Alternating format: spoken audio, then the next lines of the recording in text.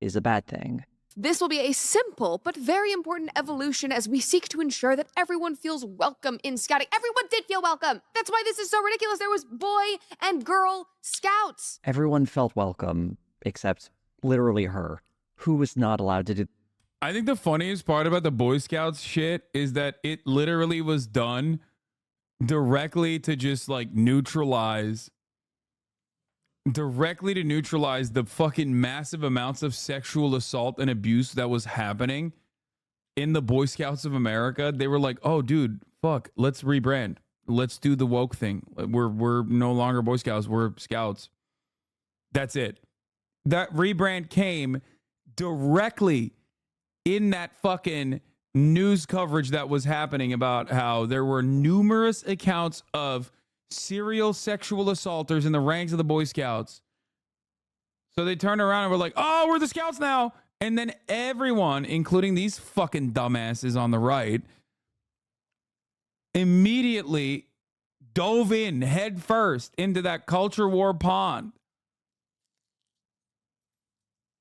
The logic being they won't sexually assault women? No, the logic being the name change will eat at the algo, will eat away at the SEO, and absolutely zero people will give a shit about the sexual assault. Okay? And they were right. That's why absolutely zero people know about the many sexual assaults that were happening.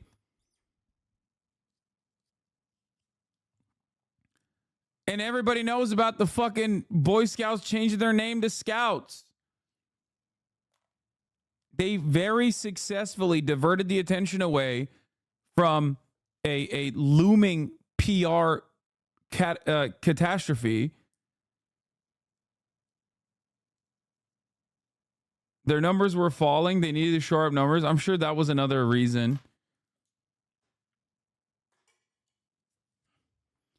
This kind of stuff is pretty indecent in general. Like aesthetic liberalism and aesthetic diversity measures such as this one are so expertly and so cynically weaponized.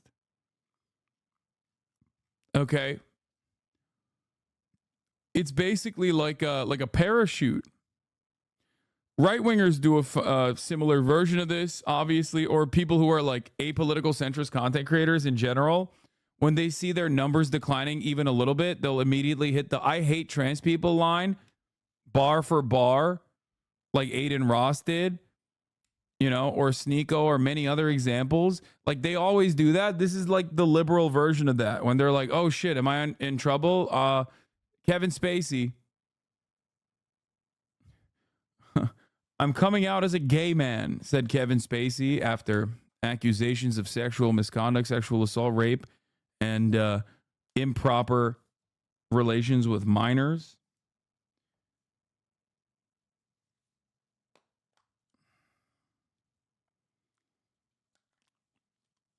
It's all good though, because all of those lawsuits have fallen apart mysteriously in many instances. So who knows? The cool stuff Boy Scouts did because she was a girl and the Girl Scouts didn't offer the same activities. It seems needlessly harsh telling other little girls to suck it up when the very easy solution of letting girls join the Scouts has existed. Yeah, here's how you know my shit ain't manufactured, okay? Because I've been picking my goddamn nose nonstop for the past week or so because I have like, it's just like painful. I don't know what it is. There's like a pain in my nose. And I just can't, and it gets itchy and I need to itch it. That's how you know. I need to itch it. I can't stop myself. It might be a zit. I don't know what it is. It might be a nose hair. But it's really, really, really fucking annoying. And I'm probably making it worse. Existed for several years now. The principle supposedly being argued for here is that boys and girls need spaces exclusive to one another. Male camaraderie and community is vital.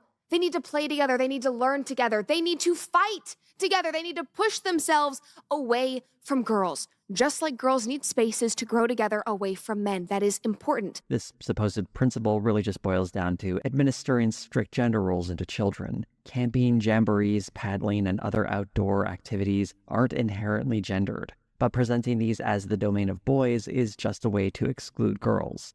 Girls like Brett Cooper. When getting into a bit of the history of the Boy Scouts, this video goes in a very weird direction though, when we see Brett Cooper wax nostalgically about what appears to be the introduction to the first Boy Scouts field guide. This, it will be seen, is a reproduction of the condition that ended in the fall of Rome. In her days of growth, every man was a soldier. In the end, a few great gladiators were in the arena, to be watched and applauded by the millions who personally knew nothing at all of fighting or heroism. Degeneracy is the word. For anyone familiar with far-right dog whistles, Yeah, dude, we need to make sure that everyone's a soldier by going to the fucking Boy Scouts. It's so stupid.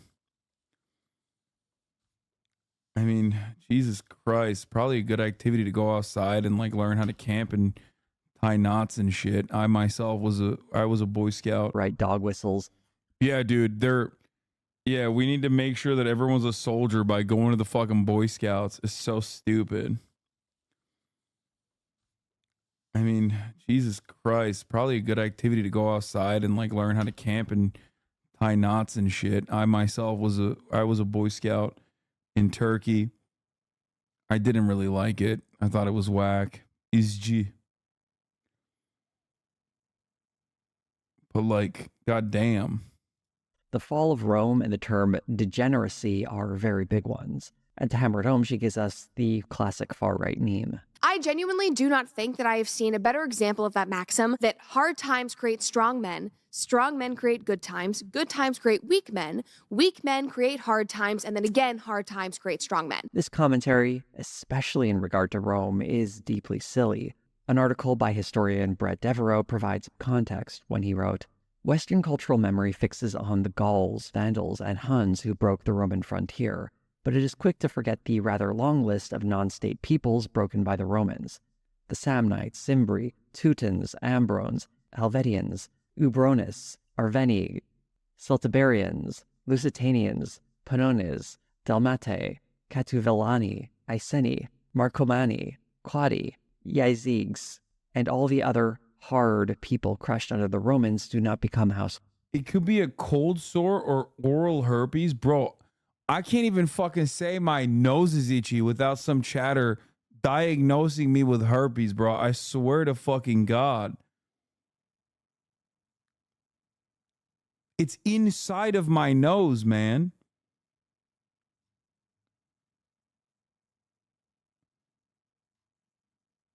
Paramedical relationship, parasocial paramedical relationship.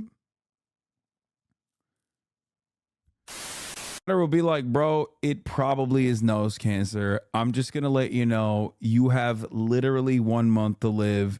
This happened to a friend of mine. I'm really sorry. You have to die. Okay? It's like a classic situation where it's either A, scratch or something like that from playing basketball. I did get hit in the face a bunch. Or B, an ingrown hair or something along those lines. But chatter went to, it's probably nose cancer. And honestly, you have, I know I said you have a month to live, but honestly, probably less than a month. I'm assuming half a month, give or take. Hold names. Most successful large states in history can boast similar butcher's bills. On closer inspection, hard times creating strong men turns out to be a child's version of history, simplistic and unhelpful. The invincible barbarian or insurgent or terrorist was always just a mirage, a trap in strategic thinking. This poor reading of history has been used throughout the years and in recent history by right-wing figures trying to enforce strict gender roles and a more authoritarian style of government that fashioned young men into soldiers rather than simply letting them choose how they wanted to grow up in society. But even worse than misreading history, we also have an example of Brett Cooper navigating gender topics and getting science completely wrong in the video Stop Playing Politics with the Pill, in which she fearmongers about birth control pills. I suggest checking out Dr. Danielle Jones's video response to hear what an actual doctor has to say about this subject. I'm willing to bet that she does the exact same shit there too. If we were to watch Brett Cooper's video, she'd be like, "Oh guys, who amongst us hasn't had a weird hookup and felt conflicted about it later? It's normal to feel this way. Do not order over-the-counter birth control or fucking abortion pills. Do not." Nothing in that video was helpful or beneficial. It was fear-mongering. All of this light and not so light commentary on gender issues is not informed by facts or even decent research. Rather, it's a strict adherence to ideology and finding whatever little bits and pieces of evidence support it. It does raise the question that when she gets lost in a topic, going from talking about bears to the extinction of humanity, or argues against something that seems like she should naturally support, like wanting to let young girls into scouting so they can enjoy all the activities she wanted to do as a child, it raises the very obvious question of, is this how she really feels? Ultimately, it doesn't really matter though. In some way, shape, or form, she probably does believe what she's saying, but her role in all this and what she truly believes doesn't matter as much as what she's putting out into the world.